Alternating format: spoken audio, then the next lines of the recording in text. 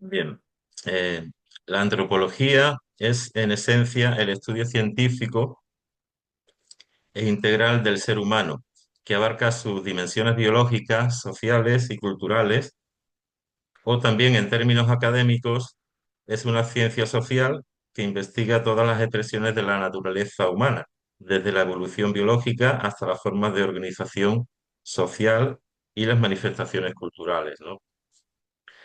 Eh, Bien, Jordi Roca Girona es licenciado en Historia General y Geografía por la Universidad de Barcelona, doctor en Antropología por la Universidad de Barcelona y catedrático de Antropología Social del Departamento de Antropología, Filosofía y Trabajo Social de la Universidad Rovira i Virgili de Tarragona. Sus líneas de investigación se centran en los estudios de género, la sexualidad y el amor, así como en diversas cuestiones relacionadas con la memoria biográfica, la etnografía y los estudios organizacionales. Ha participado en una treintena de proyectos de investigación de ámbito nacional e internacional, siendo investigador principal de 10 de ellos, entre los cuales 4 proyectos del Plan Nacional I+D+I español de forma continuada desde 2006 sobre migraciones amorosas y parejas binacionales, habiendo realizado a tal fin trabajo de campo en Ucrania, México y Brasil.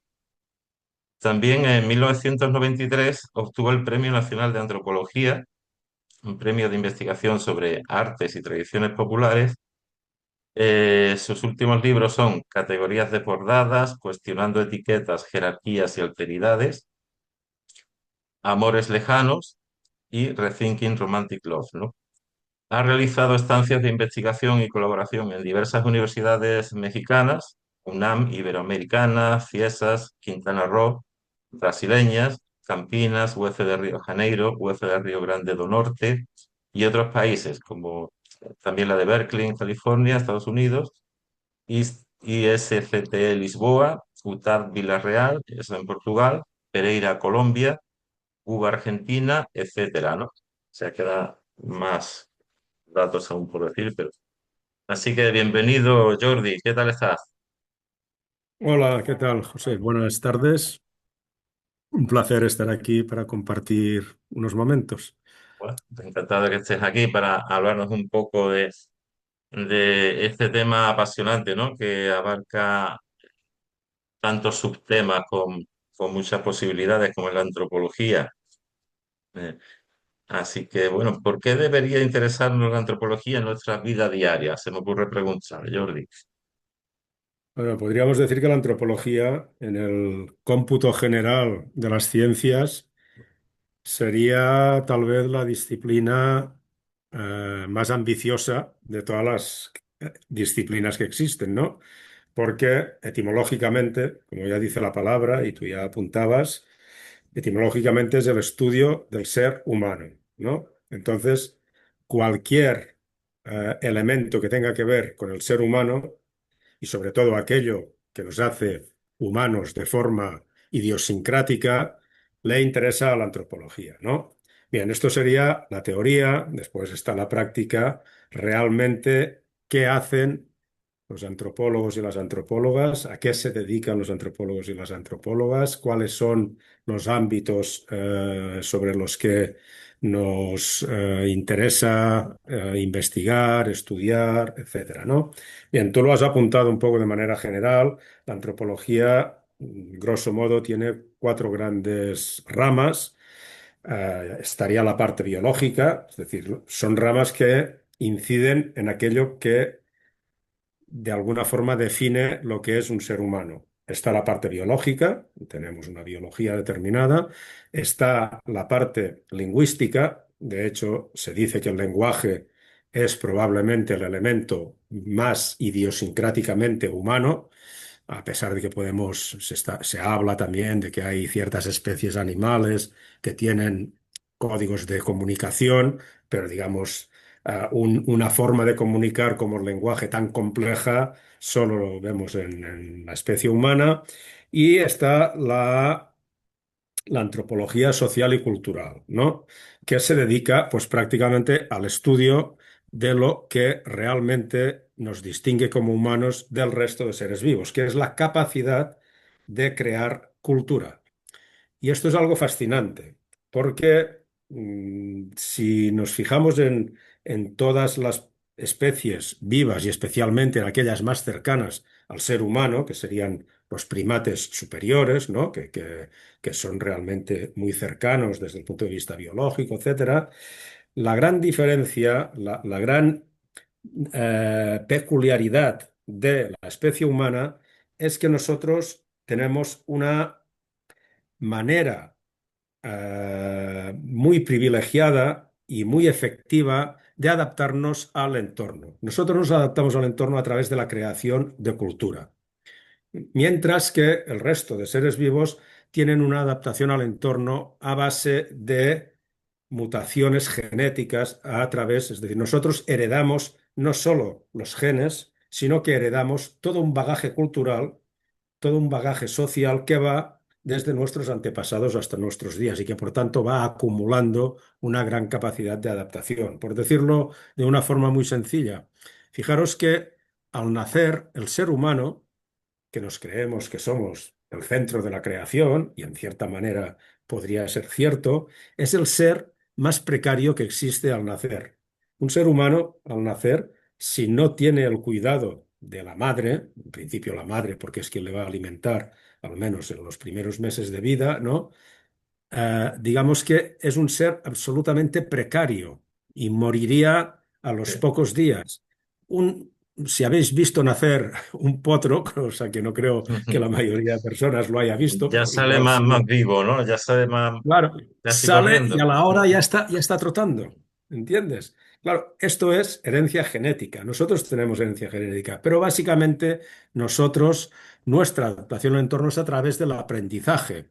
Claro, un elefante no pasa al elefantito todo su conocimiento, digamos, a través de la enseñanza y el aprendizaje, sino que es una herencia que es genética, ¿no? Bien, entonces, por tanto, en el caso español y sobre todo en el caso europeo en general, de estas cuatro grandes ramas de la antropología, la que está más desarrollada en nuestras latitudes sería la antropología social y cultural, que precisamente es la que se enfoca al estudio de las distintas formas y modelos culturales que han existido y existen. Y con lo cual podríamos decir que la antropología también es la ciencia de la diversidad humana, porque una de las grandes aportaciones que ha hecho y que hace la antropología es precisamente mostrar cómo esta forma de adaptarnos a nuestro entorno, que es una forma cultural, que es a través de la cultura, no es uniforme, sino que cada cultura se adapta a su entorno en función de las características propias de su entorno. Y eso lo que produce es una riqueza, un crisol, una diversidad de culturas que precisamente la antropología pone, digamos, en valor, esto que ahora está tan de moda decir, ¿no? Y que permite visualizar, ya digo, de una forma diacrónica, es decir, variaciones en la cultura a lo largo del tiempo y de una forma sincrónica. En un mismo momento histórico hay culturas diferentes, hay prácticas culturales diferentes de una cultura a otra a lo largo del planeta, ¿no? Y, y Jordi, ¿cuál fue el descubrimiento o experiencia que te hizo decir, quiero dedicarme a esto, quiero profundizar, a ver qué es esto de la antropología? Eso, eso es interesante porque Ujú, sí, fue como un descubrimiento un poco tardío, ¿no? ujú. Yo he conocido gente que me ha dicho, no, yo desde los 7 años ya sabía que quería ser antropóloga, ¿no? Y yo pensaba, guau, yo a los siete Qué años no precoz, sabía ¿no? lo que era, Ujú. no sabía lo que era la antropología. Bueno, aparte de que aunque lo hubiera sabido, creo que si alguien a los 7 años ya sabe lo que quiere ser en su vida, es algo que realmente, iba a decir asusta, ¿no? Porque es plausible, ¿no? Otra cosa es que después uno puede cambiar mucho, ¿no? Pero si a los 7 años ya tienes clara una cosa, ya te enfocas en querer ser Sí, que no es lo algo. mismo decir quiero ser futbolista, ¿no? Por ejemplo, No, claro, lo claro. tenemos Vale. más... A los 7 años hay mucha gente Claro, que quiere ser futbolista, ¿no? sí. Y pocos son, como dice la Biblia, ¿no? Muchos son los llamados y pocos los escogidos, ¿no? Pero en fin. Yo realmente la antropología la descubrí. al entrar en la universidad. Eh, yo soy de una generación, la generación del baby boom español, ¿no? Que fuimos los primeros que pudimos entrar de forma masiva o bastante masiva a la universidad. Yo tengo cuatro hermanos más, tres hermanos mayores que yo, bastante mayores que yo. Ellos no fueron a la universidad, pero no fueron porque es que en el caso de estos tres hay dos hermanas, ni se lo plantearon porque eran mujeres y porque pertenecíamos a una familia de clase popular y en aquel momento el acceso a la universidad era básicamente para personas pues, con cierta capacidad económica, con cierto nivel sociocultural, ¿no? Entonces, a partir del baby boom, entramos de manera, empieza a haber una política de becas para que permitan estudiar a personas del ámbito rural y además de ser de clase popular, pero vengo del ámbito rural, que no es lo mismo que ya si vives en una ciudad. Entonces, yo fui el primero de mis hermanos que pude ir a la universidad y mucha gente de mi generación pudimos ir a la universidad. Y lo recuerdo como vivirlo como un privilegio, ¿no? Con una Mm. felicidad inmensa de saber que estaba con 18 años pudiendo acceder al conocimiento, a la enseñanza. Bien, no elegí antropología porque no sabía que existía la antropología. Yo elegí un poco, sobre esto se ha estudiado mucho, ¿no? Y se ha debatido mucho. ¿Qué es lo que hace que una persona elija un determinado camino laboral o académico, etcétera, ¿no? Y hay muchas teorías. En mi caso es muy prosaica, creo. Yo elegí historia general y geografía básicamente por dos razones. La primera, porque era en aquello que yo iba mejor en la escuela, ¿no? Es decir, Mm. era claramente un chico de letras, ¿no? Una Con asignatura muy atractiva, ¿no? De todas Sí, formas, historia y geografía, con el claro. estigma que tiene o que tenía en gran parte el hecho de ser de letras, ¿no? Porque, digamos, Mm. los que valían eran los de ciencias y los de letras, pues bueno, éramos los que no servíamos para ciencias, ¿no? De hecho, fíjate que se llama ciencias y letras. Es decir, que ya implícitamente se dice que la ciencia es lo que y era la rama de ciencias, que hoy aún en la educación secundaria creo que aún hay estas divisiones, ¿no? Entre, bueno, humanidades, ciencias sociales, ¿no? Etcétera. Bien, entonces, geografía e historia. Y además porque geografía e historia se hacía en Tarragona. ¿Mm? Si yo hubiera querido hacer según qué carrera, hubiera tenido que ir a Barcelona. Ir a Barcelona ya representaba un coste mucho Claro. mayor que ir a Tarragona, que yo podía ir y venir en el día pues, con el autobús, etcétera, ¿no? Y lo bonito del caso fue que esa carrera en aquel momento, la carrera que en realidad se llamaba Historia General y Geografía, que alguna vez cuando me han presentado por ahí, tú no lo has hecho, pero dicen, es licenciado en Historia en General y Geografía, ¿no? Historia General y Historia general. Geografía. Y entonces ahí fue muy interesante porque dentro de Historia General y Geografía de la licenciatura había la especialidad de antropología, ¿no? Y yo el primer año tuve una introducción a la antropología, bueno, vi un poco de qué iba, tampoco me emocionó especialmente, me emocionó el profesor que la daba, y esto es muy importante a veces para determinar los caminos que vamos a elegir en nuestra vida académica o en otros aspectos, ¿no? El profesor sí que me encantó y después, bueno, en los cursos subsiguientes cada vez fui incorporando pues más asignaturas de antropología porque también era como una disciplina muy joven en España, ¿no? No tenía esta solera, esta magnitud institucional, pues de la historia, ¿no? O de la literatura, o de carreras mucho más asentadas, ¿no? Y entonces me pareció que, además, hay dos cosas fundamentales de la antropología que yo creo que atraen desde un principio, que es que la antropología te saca, no me gusta la expresión porque se utiliza mucho y no me gusta, pero la voy a utilizar, te saca de tu zona de confort, es decir, porque te plantea que te cuestiones tus propias creencias, tus propios modelos de actuación, porque la antropología lo que te hace es decir, muy bien, lo que tú consideras normal en otros lugares no lo es. Y no quiere decir que estos otros lugares estén equivocados, simplemente que hay formas diferentes, como decía al principio, de adaptarse al entorno y evidentemente esto crea culturas y De sociedades aquí, distintas. Jordi, tengo una pregunta que que vendría al caso, ¿no? ¿Qué es lo más sorprendente que has aprendido estudiando la cultura, por ejemplo, ¿no? Pues lo más sorprendente precisamente es esto un poco lo que estaba diciendo, ¿no? Que la regla general, a veces decimos que la ciencia, cuando Mm, definimos la ciencia es la que busca formular teorías o leyes de tipo general, ¿no? Como una mm. ley del ámbito de la física o de la química, ¿no? Yo recuerdo, pues, el principio de Arquímedes, que fue de lo poco que se me quedó de física y química. Todo cuerpo sumergido en un fluido experimenta un empuje vertical y hacia arriba equivalente al peso del fluido desalojado. Me la sé de memoria, ¿no? Y la repito de tanto en tanto. Claro, esto es una ley. Esto es una ley y una ley quiere decir que siempre siempre que tú Siempre hagas esto, se siempre cumple será así. según... Claro. Claro, leyes universales entre los humanos no existen. No existe una sola ley universal entre... Bueno, podríamos decir que es el nacimiento y la muerte. Esto es una ley universal humana. Pero podríamos decir, Y no, es que podría ser la creencia en lo trascendente, en los dioses, en los sí, espíritus, también podría ser universal, sí, pero no. Es pero decir, no, sí, pero no. Es no decir, del todo, ¿no?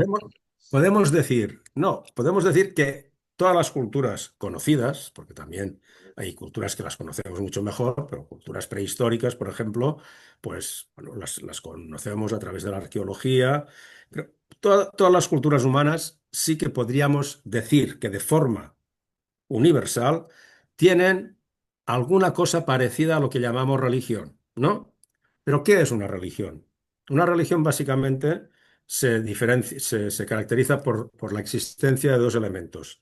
Unas creencias compartidas por quienes siguen esta religión y unos rituales, que lo que hace el ritual es reforzar esta creencia, ¿no? ¿Vale? Creencias y rituales.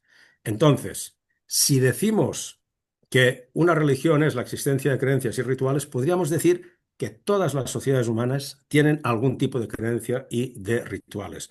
¿Cuál es la diferencia? Que estas creencias y rituales son muy diversas y distintas entre sí, porque hay religiones politeístas, hay religiones animistas, hay religiones chamánicas, hay religiones totémicas, hay religiones monoteístas, etcétera, etcétera, etcétera. ¿Me explico? Entonces, Sí, sí, la sí. religión es un hecho cultural universal, sí, pero entendiendo que de religiones hay una Ujú. pluralidad inmensa a lo largo del tiempo y a lo largo del espacio. Digamos Y que así podríamos, abarca en general lo invisible, ¿no? Lo intangible de las bueno, culturas del mundo. digamos que las religiones realizan o llevan a cabo muchas funciones, ¿no? Ujú. Esto ha sido estudiado, ¿no? Pues, por ejemplo, el hacer comprensible lo incomprensible, ¿no? Por ejemplo, el apaciguar la ansiedad ante lo desconocido, ¿no? Por ejemplo, el hecho de saber si la muerte es el final de todo o existe, por ejemplo, es la religión también un instrumento poderosísimo, o lo ha sido históricamente, de control social, ¿no? Porque la religión impone pues, una serie de normas, una serie de reglas y los creyentes, en teoría, están obligados a seguirlas y a no cuestionarlas. Porque ¿cuál es la gran diferencia? Hay varios libros de antropología que hablan, por ejemplo, que tienen títulos parecidos a magia, ciencia y religión, ¿no? Ujú. Porque sería un poco las tres grandes estructuras, digamos, ideológicas que han acompañado a la evolución social, ¿no? Es decir, habría etapas de la historia humana en donde encontramos sociedades que creen en la magia. No, no definiremos ahora lo que es la magia, no es la del mago pop, obviamente, es otro tipo de magia, ¿no? Y después ha habido momentos en que el gran marco de normas que establece las normas, los comportamientos y tal, ha sido la religión, pero después la religión, sobre todo a partir del siglo XX, del siglo XIX, perdón, fue sustituida como paradigma principal por la ciencia, ¿no? Con la revolución científica de los siglos XVIII-XIX, aunque podemos decir que los filósofos griegos ya son unos precientíficos Claro. de mucho fundamento, ¿no? Pero digamos que son formas de conocimiento distintas. ¿Cuál es la principal diferencia entre el conocimiento que te da la religión y el que te da la ciencia? Hay muchas, ¿no? Pero que la religión te da un conocimiento que es dogmático, que no te justifica. Es decir, te dice las cosas son así, así, así, porque lo dice la Biblia, porque lo dice la revelación de Yahvé, porque lo dice no sé qué. Y no, eso no lo puedes cuestionar. Es un acto de fe. En cambio, la ciencia lo que hace es que todo lo que puede afirmar, todo lo puede cuestionar, porque la afirmación parte de la experimentación empírica, ¿no? Y te dice, no, yo te digo que esto es así porque yo he recogido esta información aquí, allá, allá y da este resultado, ¿no? Bueno, a raíz de todo esto, bueno, hemos hablado de religiones, de creencias, de pueblos muy diversos. ¿Alguna de estas culturas te ha sorprendido mucho y luego has detectado su lógica dentro de cualquiera de sus ritos o de sus creencias? Bueno, a mí uno de los estudios que me llamó más la atención cuando estaba haciendo antropología y que después lo he utilizado mucho porque forma parte del ámbito de especialización que yo he escogido, que tú lo decías al principio, ¿no? Pues estudios sobre el género, sobre la Ujú, sexualidad, sobre el amor. Me he interesado también mucho por la memoria, ¿no? Cómo recordamos, no desde un punto de vista neurocientífico, ujú. sino desde un punto de vista social, cómo contamos nuestra vida, ¿no? Cómo organizamos el relato de nuestra biografía, ¿no? Qué cosas son las que pensamos que son dignas de recordar y cuáles aquellas que no, etcétera, etcétera, ¿no? Pero hay, como te decía, y al hilo de lo que me preguntabas, hay un primer trabajo etnográfico. La etnografía sería un poco el método de la antropología, ¿m? Que se caracteriza por intentar recoger la información sobre lo que estudiamos a partir de los propios sujetos estudiados, ¿no? De primera mano, ¿no? Lo que llamamos trabajo de campo. Bien, pues Margaret Mead, que sin lugar a dudas es una de las Una pionera. antropólogas, sí, más conocidas, ¿eh? Margaret Mead sobre todo realizó sus trabajos, su parte fundamental de su trabajo en el periodo de entreguerras, ¿no? Es decir, la Primera Guerra Mundial acaba en el 18, la Segunda empieza en el 39, ¿no? Pues durante la década de los años 20 y 30, ¿no? Y Margaret Mead tiene un trabajo que se tradujo al español, el título original en inglés es algo distinto, como Sexo y temperamento en las sociedades primitivas, ¿no? Bien, ¿qué es lo que hizo Margaret Mead? Margaret Mead se dio cuenta que después de que en la Primera Guerra Mundial, en Estados Unidos, muchas mujeres salieron del hogar, que era un poco el lugar que les estaba reservado, para ir a trabajar a las fábricas. ¿Por qué? Porque los hombres estaban en el frente, ¿no? Y porque se reclamaba mano de obra también, más mano de obra para la industria militar, etcétera. Bien, una vez acabó la guerra y regresaron los hombres de eh, de sus ocupaciones bélicas, y guerreras, ¿no? Pues lo que sucedió fue que la industria empezó a despedir a las mujeres para que dejaran, digamos, su lugar Claro, a los hombres, ¿no? Y entonces eso no se hizo de una forma, digamos, descarada, sino que cuando tú quieres conseguir un objetivo en el ámbito del comportamiento humano, normalmente buscas una fuente que legitime esto, ¿no? ¿Y qué apareció en ese contexto? Pues apareció todo un discurso ideológico señalando que naturalmente el lugar de las mujeres era la casa, era el ámbito privado, y que las mujeres no estaban dotadas ni caracterizadas para estar en el ámbito productivo, ¿no? En el ámbito público productivo, ¿no? Y claro, Margaret Mead dijo, y entonces decía, es que esto es lo natural. ¿M? No es que nosotros nos lo es lo ujú, natural. La mujer naturalmente tiene su lugar en la casa, en el cuidado de los demás, porque ella es la que pare, ella es la que cría a los hijos, la que tiene cuidado de los mayores, etcétera, ¿no? Y Margaret Mead, y eso es muy interesante porque demuestra que una buena investigación muchas veces es el resultado de una buena pregunta. Y una buena pregunta no necesariamente es una pregunta compleja, es una pregunta que dé en el blanco de la cuestión. ¿Qué se preguntó Margaret Mead? Dijo, bueno, si en mi país me están diciendo que el hecho de que las mujeres estén en la casa y no en el trabajo extradoméstico es algo natural, si es natural, esto será igual en cualquier otra parte del mundo.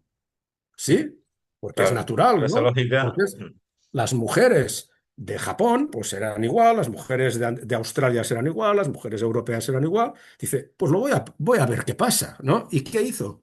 Pues se fue a Nueva Guinea, en el Pacífico Sur, ¿eh? Y allí se dedicó a estudiar distintas, en aquel momento llamados tribus, distintos pueblos primitivos, entre comillas, ¿no? Y se fijó en qué papeles tenían los hombres y las mujeres en cada una de estas tribus. ¿Qué es lo que encontró? Algo fascinante. Encontró entre una de estos pueblos que hombres y mujeres tenían asociados roles y papeles sociales característicos de los roles y papeles sociales de hombres y mujeres en Estados Unidos, en el mundo occidental, pero a la inversa. Es decir, los hombres eran quienes se quedaban en casa, quienes tenían mucho cuidado de sus características personales, se pintaban, se cuidaban el pelo, cuidaban de los niños y las mujeres iban en busca del alimento, ¿no? Y, por tanto, y eran las que tenían, digamos, autoridad, etcétera, ¿no? En otra tribu se encontró, pues, con lo mismo que aparecía en Estados Unidos, que hombres y mujeres tenían asociados roles más o menos parecidos. El hombre, un rol proveedor, la mujer, un rol reproductivo, ¿no? Y en otra de las tribus que estudió, pues se dio cuenta de que el hecho de ser hombre o mujer no tenía ninguna relevancia para desarrollar un determinado tipo de papel social o de rol, ¿no? Y entonces dijo, bueno, aquí de natural no hay nada. Es decir, hombres y mujeres, cada sociedad los define en función de las necesidades y de los intereses. Ahora conviene que las mujeres trabajen. Pues no vamos a decir que es natural que las mujeres no trabajen, no, vamos a decir, no, está muy bien que las mujeres trabajen porque esto tal y cual, ¿no? Ahora no interesa que no sé qué. Y así lo hacemos. ¿Y eso cómo lo hacemos? Pues gracias a las instituciones que ideológicamente pueden dominar una sociedad. Puede ser el Estado, puede ser la Iglesia, etcétera, etcétera, ¿no? Y de ahí surgió realmente de forma pionera la noción de género, que ahora tenemos muy incorporado. Hablamos del género femenino, del género masculino, de otros géneros, etcétera, pero que en aquel momento se pensaba que los géneros era igual que el sexo. Porque había una binariedad, sexo masculino, sexo femenino, género femenino, y ahí se acaba todo, ¿no?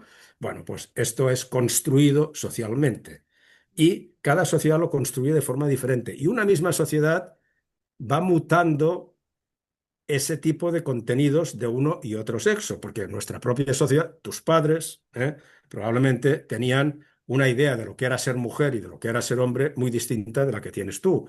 Y probablemente la que tienes tú va a ser bastante distinta de la que van a tener tus hijos y tus nietos y tus bisnietos, ¿no? o sea, que una cultura de esa, una sociedad de esa, evoluciona por sí misma sin necesidad de una directriz de gobierno ni nada de eso, ¿no? Bueno, digamos que También. O cada siempre es sociedad. el poder quien la dirige un poco.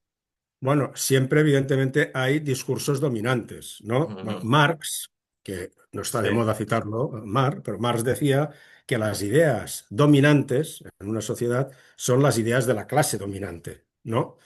¿Eh? Que parece una boutade que dicen los franceses, pero es así, ¿no?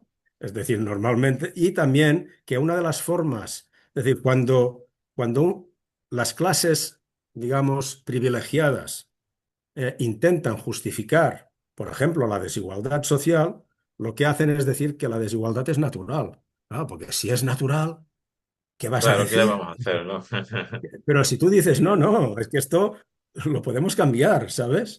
De ahí que la ciencia social, y la antropología es una ciencia social y humana también, puede ser subversiva, pero subversiva no en el sentido que la mayoría puede pensar, ¿no? De la subversión, aquello callejera, Violenta, es, ¿no? Ni nada de eso. es subversiva en el sentido de que La ciencia social lo que permite es poner, subvertere, que viene del latín, quiere decir poner encima de la mesa lo que está debajo.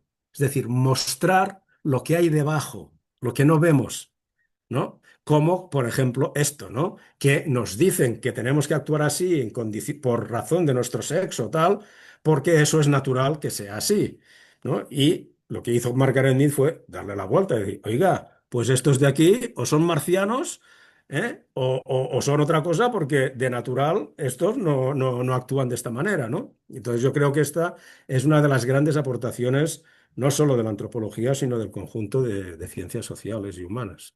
Entiendo. Bueno, Jordi, vamos a hacer una pequeña pausa y ahora seguimos, ¿de acuerdo? Muy bien.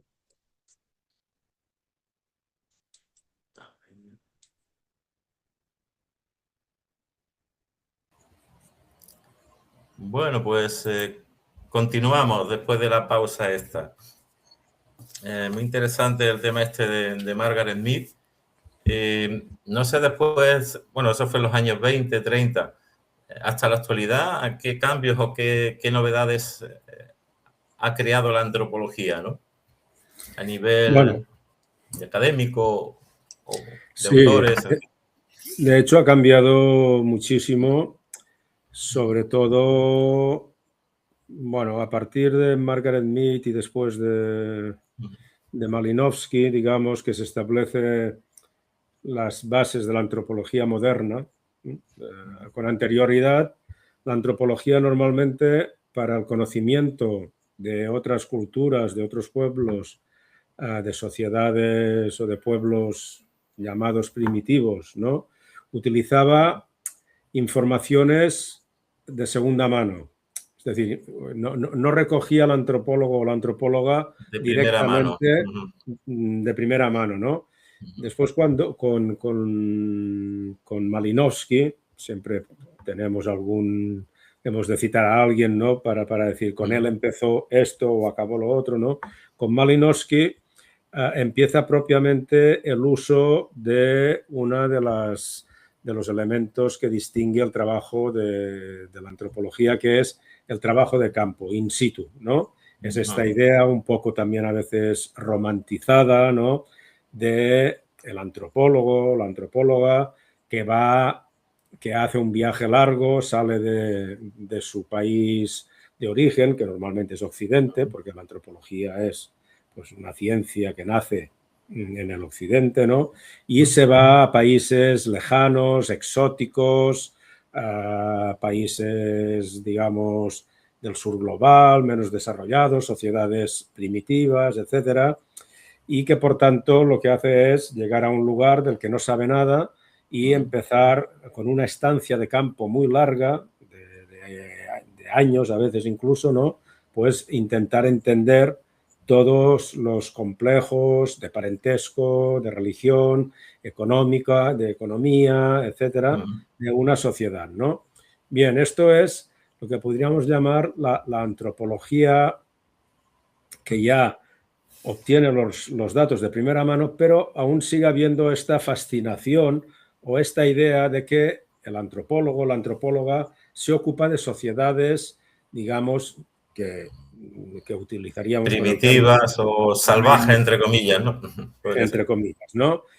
Claro, esto llega a un punto en que cambia, entre otras cosas porque ya de este tipo de sociedades ya prácticamente no quedan, ¿no?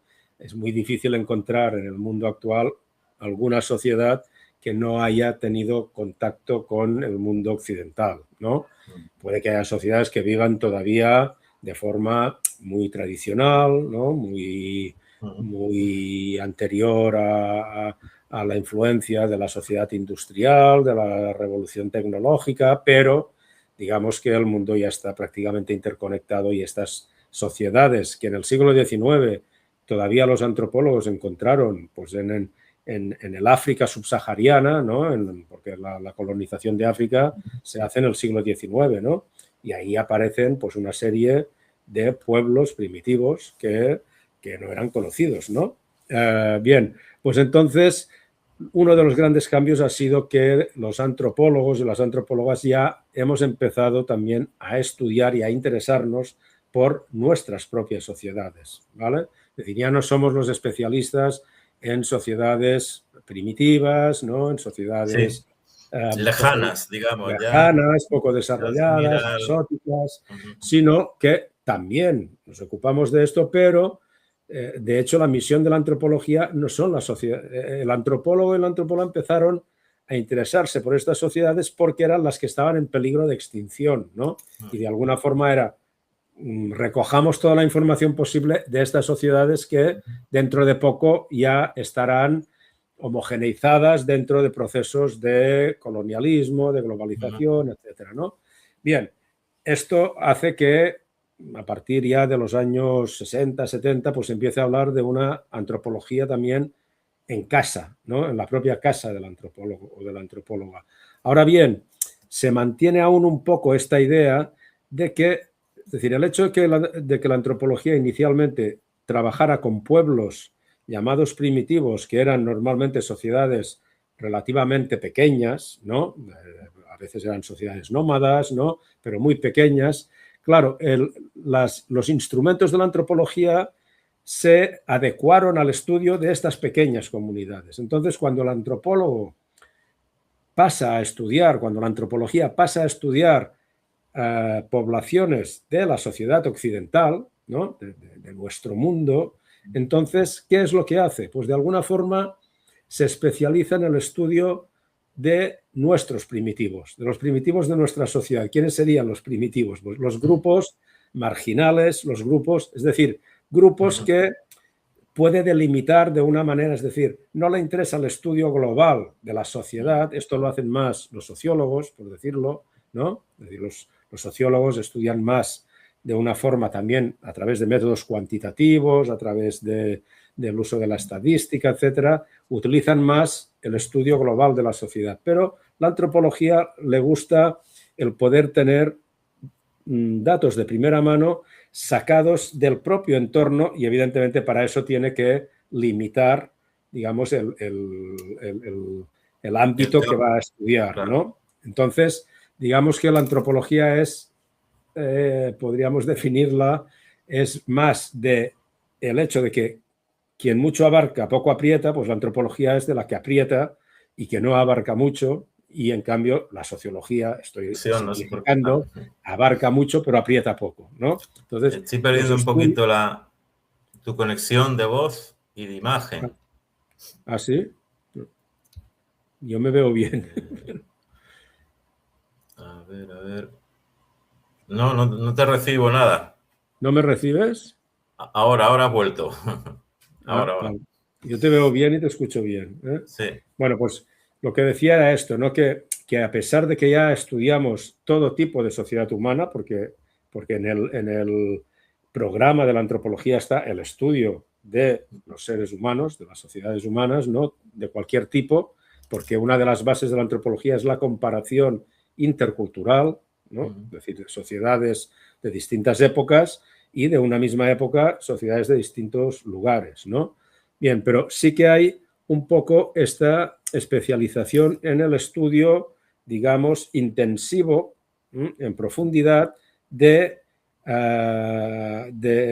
grupos sociales que se pueden de alguna forma delimitar, ¿no?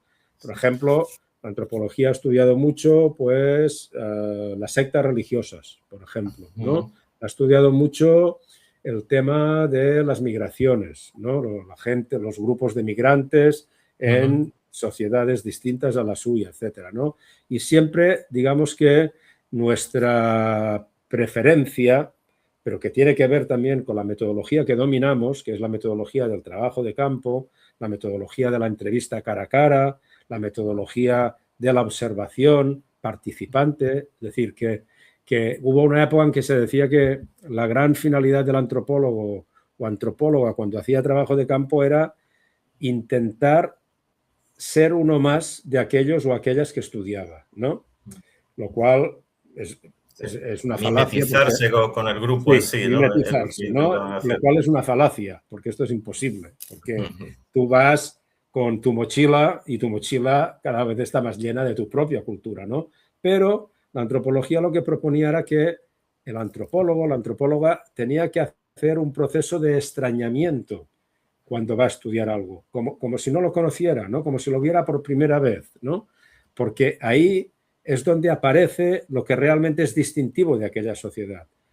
Por eso es muy importante cuando empezamos una investigación con algún grupo determinado o con alguna zona, con algún espacio determinado, tomar nota de nuestro primer encuentro con esta otra cosa o con estos otros, ¿no? Con la alteridad, porque lo que nos sorprende inicialmente es aquello que es probablemente peculiar, idiosincrático de esta cultura, por eso nos sorprende a nosotros y que es muy diferente de lo que nosotros llevamos en nuestra cabeza, ¿no?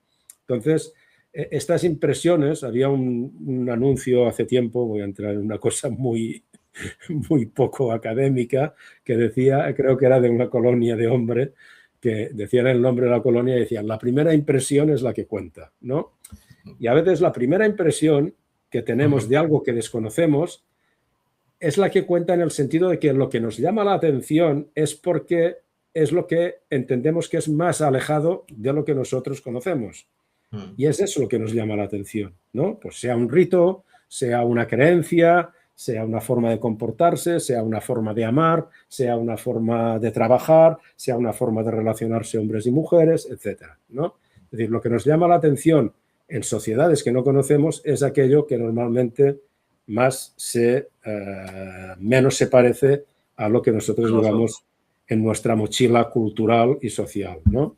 Entonces, sí que la antropología ha cambiado realmente mucho, pero también hay que decir que en la universidad cada vez más se tiende a hacer ahora investigación que podríamos llamar interdisciplinaria. Es decir, el hecho de que las disciplinas antes fueran como cápsulas aisladas, poco conectadas, era una cuestión también de disputa de recursos en la academia, en la universidad, ¿no? El departamento de cada uno, el ámbito de influencia, las enseñanzas que daba cada uno.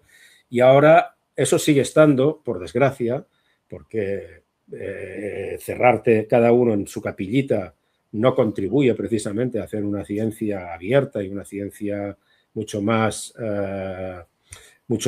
productiva que si solo utilizas tus recursos y te encierras en tu mundo.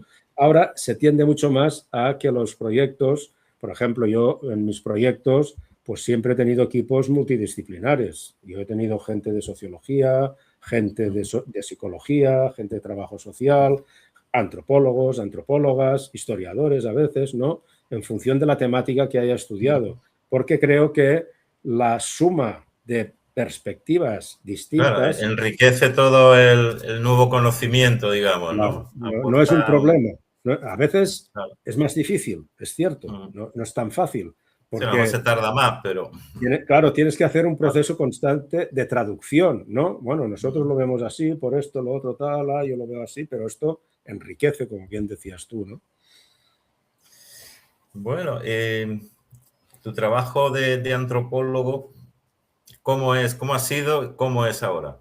¿Y cómo esperas que sea en un futuro próximo? ¿O te Bueno, gustaría? a ver, el trabajo de antropólogo es Y el oficio, como, como también has señalado, sí, el ¿no? oficio, digamos que una de las grandes diferencias entre la gente que está en la universidad en el ámbito de ciencias de humanidades o de ciencias sociales o en el ámbito de las llamadas ciencias duras, ¿no? La química, la bioquímica, economía incluso, ¿no? Es que generalmente la gente de las ciencias humanas y sociales, la única salida o la mayor parte de las salidas profesionales que se tienen son precisamente en la universidad o en la enseñanza secundaria o la enseñanza primaria, ¿no? Entonces, digamos que hay un escaso nivel de profesionalización más allá de lo que es la De esos universidad. ámbitos. Claro, es decir, eso es algo que intentamos cada vez más que no sea así, porque fíjate que en España, bueno, no hay muchos grados de antropología, pero cada año pues deben licenciarse o deben graduarse pues, ¿qué te diría yo? Igual 1000, o no sé, hablo ahora por hablar, ¿no? Pero 1000 personas, tal. Claro, 1000 personas no pueden entrar cada año a la universidad, obviamente, ¿no? Entonces, ¿qué acaba pasando? Pues bueno, que cada vez intentamos que la profesionalización pase por otras vías que no sean simplemente las de profesor universitario, ¿no? Pero también se da una situación que es que para poder dedicarte a la investigación social, que es una investigación que tiene importancia, pero que no tiene esa luminosidad de las investigaciones que inventan cosas, ¿no? La Claro. investigación médica, por ejemplo, ¿no? Pues ahora hemos descubierto un medicamento que no sé qué o Ujú. una forma Sí, de que no operar. tiene esa urgencia, ¿no? Claro, Para el no, sistema, digamos. No es claro, a mí, urgente, ¿no? yo recuerdo que un señor mayor de mi pueblo, cuando estaba en la universidad estudiando antropología, dijo, ¿y tú qué estudias? Yo le dije, antropología. Y me dice, ¿y eso para qué sirve? ¿No? Claro, es Ujú. decir, la idea siempre es, ¿para qué sirve esto? ¿No? Para que... Y a veces el servir solo pasa por el utilitarismo, ¿no? El hecho de inventar alguna cosa que sirva para algo, pero el pensar, el conocer los problemas sociales, el poder dar una visión de por qué suceden las cosas, de cómo pueden cambiarse para que tengamos, por ejemplo, pues una sociedad más igualitaria o una sociedad en donde las jerarquías de género, primero, para conseguir, por ejemplo, la igualdad de género, lo primero que es necesario es ser conscientes de la desigualdad. Si no eres consciente de esto, no. Entonces, las ciencias sociales son fundamentales para contribuir a conocer mejor nuestra sociedad y a, por tanto, a partir de este conocimiento, poder hacer propuestas de mejora en los términos que sean en cada caso pertinentes, ¿no?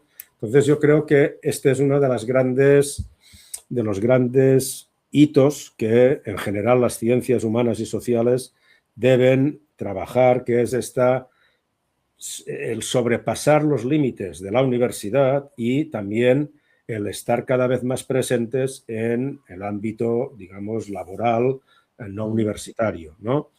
Claro. Y por lo que es la universidad, como te decía, pues yo también creo en esta necesidad de ser interdisciplinarios, porque hoy en día los problemas son globales, los problemas son multifactoriales, es decir, un problema no es solo de naturaleza económica, cualquier cosa tiene dimensiones que se entrecruzan y se entrelazan, y el hecho de sumar ópticas y perspectivas diferentes de ver el problema, pues contribuye a Claro, conocerlo pueden mejor. aportar a lo mejor soluciones o visiones de Efectiva, otra clase de afrontarlo, ¿no? Esos mismos problemas. efectivamente, sí, sí. Bueno, para finalizar, me gustaría que hablaras un poco sobre tu creación en YouTube, tu canal, que está dedicado al amor, a las Mm, relaciones entre personas, ¿no? Y, sí. Bueno, y es joven tu canal, tiene un año sí. escaso, pero tiene un contenido muy interesante, ¿no? Como Si quieres todo, hablarnos de 2 o 3 episodios así por encima para no, hacernos una no, idea no, un de poco lo para que... cómo he llegado Sí, aquí, ¿no? Porque antes decíamos, bueno, ¿por qué sí. uno se hace antropólogo, se hace sociólogo, se hace economista, ¿no? Y ahora es por qué cuando te haces antropólogo o sociólogo tal, te Ujú, dedicas a unos temas y no a otros, ¿no? Porque entonces yo hice mi tesis doctoral sobre género ujú, femenino durante la dictadura franquista. Era una mezcla de historia y antropología. ujú. Y a partir de aquí siempre me han interesado investigaciones en donde el género tenga un papel relevante, ¿no? Y en las últimas décadas, una de las cosas que estudié mediante distintos proyectos del Plan Nacional de Investigación y de otras entidades fue los llamados matrimonios mixtos o parejas binacionales, ¿no? Ujú. Que empezaron a emerger sobre todo a partir de la gran ola migratoria de finales de los años 90 del siglo pasado y primeras Sí, décadas del siglo XX, ¿no? Que empezaron a proliferar uniones entre, en el caso que yo estudiaba, hombres españoles y mujeres extranjeras, ¿no? Y mujeres españolas y hombres extranjeros, ¿no? Los primeros eran más mayoritarios, como un y 5%. Los segundos no eran eran pues como un 35%, ¿no? Variando un poco. Bien. Y esto me interesaba porque yo partía de la idea de que estos matrimonios, en el hecho de que empezaran a frecuentarse, además de como producto de la migración, también era porque había habido cambios en el Estado español y también en la sociedad en general en la definición del género masculino y femenino, ¿no? Muchos hombres, por ejemplo, buscaban mujeres de otras nacionalidades porque en el fondo pues querían un perfil de mujer que pensaban que ya en España ya no la encontraban, ¿no? Bueno, esto sería muy largo de explicar, simplemente para situar, ¿no? Entonces, claro, se me ocurrió llamar a este tipo de matrimonios o de migraciones por amor, ¿no? Que cuando hablé de esto en la universidad se pusieron las manos en la cabeza, ¿no? ¿Cómo vas a hablar de migraciones por amor? Si estas son migraciones, estos son matrimonios por interés, y estas mujeres lo que buscan es un hombre que no sé qué, y este hombre lo que busca. Y yo les decía, esta es otra característica de las ciencias sociales. Siempre pensamos que la realidad es mucho más compleja de lo que a veces pensamos, ¿no? Entonces dices, no, es decir, este tipo de cosas suceden por una serie de factores distintos. Y me dediqué a estudiar esto, ¿no? Y claro, estudiar esto tenía que ver en parte también con el amor, ¿no? Porque ahí lo que estaba en disputa, por ejemplo, para que en España te permitieran casarte con una mujer o con un hombre de nacionalidad distinta y que no fuera del espacio Schengen o del espacio europeo, tenías que demostrar que esta relación era auténtica y que había amor. Y lo tenías que demostrar ante un encargado del registro que te hacía un tercer grado y te preguntaba cosas como ¿qué lado de la cama duermes tú? Lo hacía por separado para ver si había contradicciones, ¿no? Sí, un Y poco cuando... surrealista. Pero Claro, bueno, pero... entiendo que también habría organizaciones dedicadas a eso, ¿no? A un Sí, matrimonio express, y como en todo, había ¿no? de todo, pero claro, a Y mí por cuando me ese motivo, decían, pues ya metían a... me Claro. decían, es que estos son matrimonios por interés, yo les decía, ¿conoces algún matrimonio que no sea por interés? Y dice, yo no me casé por interés. No, te casaste con tu pareja porque te interesaba. Si no te hubiera interesado, ¿para qué te ibas a casar? Ah, pero tú estás aquí diciendo cosas. No, digo, es que ¿qué quiere decir un matrimonio por interés? También hay matrimonios por interés en el sentido digamos, negativo de la expresión entre personas de la misma nacionalidad. Todos debemos conocer alguno u otro, ¿no? Bueno, entonces, como que ahí hablaba mucho de esto, claro, llegó un momento en que me centré en el tema del amor, ¿no? Porque el amor, curiosamente, a veces empiezo mis conferencias diciendo, 3 cosas hay en la vida, y si el público tiene una cierta edad, ya me responden, ¿no? Ya ¿Tú qué sabes. me responderías? Salud, dinero y el amor, ¿no? Salud, dinero y amor, ¿no? Claro, la salud y el dinero han sido muy estudiados. Hay carreras de economía, hay carreras de business, hay carreras de medicina, tal, pero el amor, extrañamente, la ciencia lo ha estudiado muy poco. Entonces, lo que decía, la importancia de las preguntas. ¿Por qué? Si es un elemento tan importante en la vida de las personas, ¿por qué la ciencia no se ha preocupado de estudiar el amor? Y aquí ya vendrían respuestas muy largas, ¿no? Pero muy Y interesantes. Jordi, ¿qué cosas te han sorprendido o has visto que le puede sorprender a nuestra sociedad actual eh, en todo este tipo de investigaciones que has realizado? ¿Qué Sobre el podría amor. señalar como ejemplo, ¿no? Aparte de las parejas binacionales, ¿no? Como has comentado antes. Bueno, sobre el amor es evidente que estamos en un proceso de una gran transformación. Es decir, hubo una gran revolución amorosa, que fue la revolución romántica, el invento del amor romántico, en los siglos XVIII, XIX, que fue el modelo amoroso que sustituyó al amor, digamos, por interés, al amor en donde quien elegía eran los padres, la familia, la comunidad, y entonces el amor romántico supuso una revolución, porque el amor romántico dijo, no, cada persona tiene que elegir libremente a quien quiera y puede elegir a quien quiera, ¿no? Eso fue la gran revolución del amor romántico. El amor romántico tiene 3 pilares, que es la libertad de elección, el amor para toda la vida la media naranja, solo hay una media naranja, no hay otra. Y después el hecho de que se fusiona el amor con la sexualidad, cosa que con anterioridad no pasaba así, ¿no? Bien, el amor romántico fue una gran revolución, pero el amor romántico empezó a entrar en crisis ya a mediados del siglo XX y hasta la actualidad. Sigue siendo un referente. La gente aún sigue, claro, con todo el bombardeo que tenemos de películas, de novelas, Todo etcétera. eso, El amor claro. romántico lo tenemos ahí dentro bien metido, pero la gente ya, digamos, ya nos sigue este principio del amor romántico como se expresó en el siglo XVIII y XIX, digamos que hoy en día está bastante en crisis. Y es curioso porque en el cambio social, las sociedades siempre cambian, pero los cambios no quiere decir que siempre lo nuevo sea realmente nuevo. A veces son retornos al pasado. Y, por ejemplo, yo te podría decir ahora, para provocar, Mm. que Tinder, que sería una nueva forma de elegir parejas, Tinder son los padres. Lo que antes hacían los padres en los matrimonios prerrománticos, que te Era pasar imaginas, sus cromos, ¿no? Digamos. ahora lo hace Tinder, porque el Claro. algoritmo de Tinder lo que está haciendo es lo que hacían tus padres. Tus padres buscaban a alguien de la misma condición, porque decían, los matrimonios tienen que ser iguales, de edad, de nivel económico, de tal. Y ahora Tinder, ¿qué te crees que te hacen? Y rellenas una ficha y dices, ¿qué es lo que te gusta? Esto y esto. Y mira, a aquella piba le gusta esto y esto. ¡Pam! Match. Y pensamos que el algoritmo sabe más que nosotros y en el fondo le damos toda la libertad para que elija, ¿no? Sí, Y es una... incluso Jordi, bueno, tienes otro episodio dedicado, creo que al poliamor, ¿no? Y el Sí, son poliamor nuevas... ha habido, no sé si hay actualmente, pero en China hubo unas culturas también que lo practicaban, ¿no?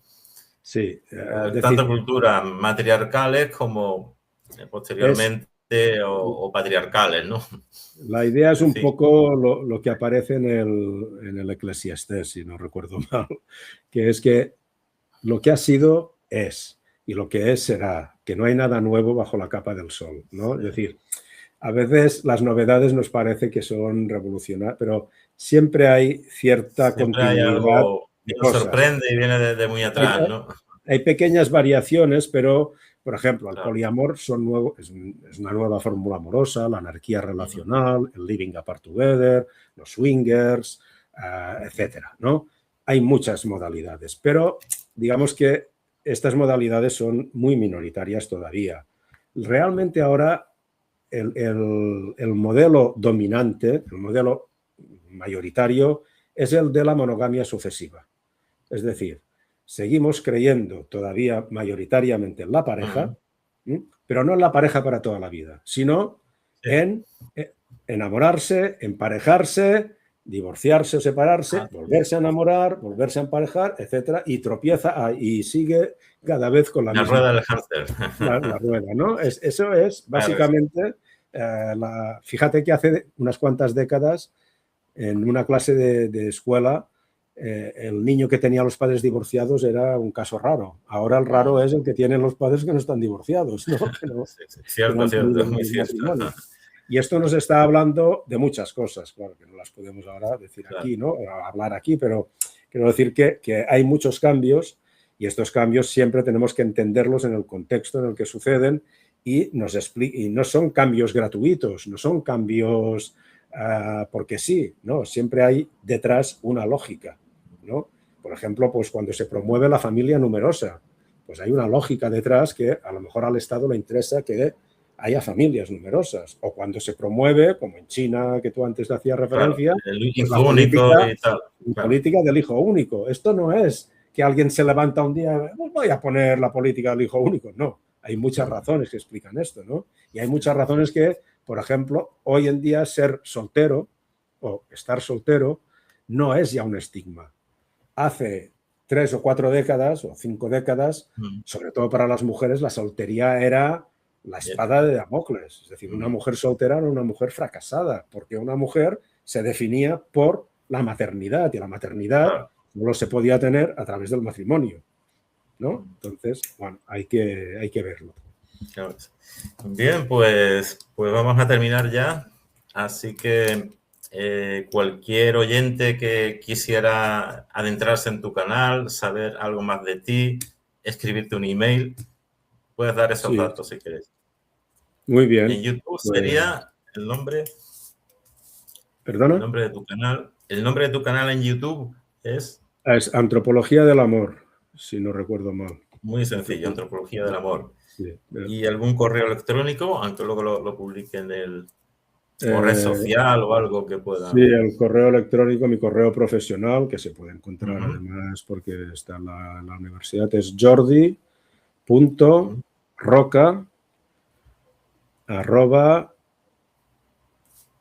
jordi.roca@urv, que es Universidad Rovira y Virgili, urv.cat, C-A-T. Este es Perfecto. el correo profesional. Y bueno, después te paso los enlaces Sí, si quieres. ¿Eh? Bueno, pues pues ha sido un placer. Te he un dado placer la para mí brasa. también escucharte y nada, pues ya sabe la gente un poco más de lo que es la antropología, se hace una idea que no es solo de pueblos primitivos de la época esta de los exploradores, sino que actualmente también tiene muchas posibilidades y de hecho pues está en Efectivamente. ello. Efectivamente. Pues muchas gracias, Jordi. Gracias a ti por la Un invitación. abrazo. Un Hasta abrazo. otra. Chao.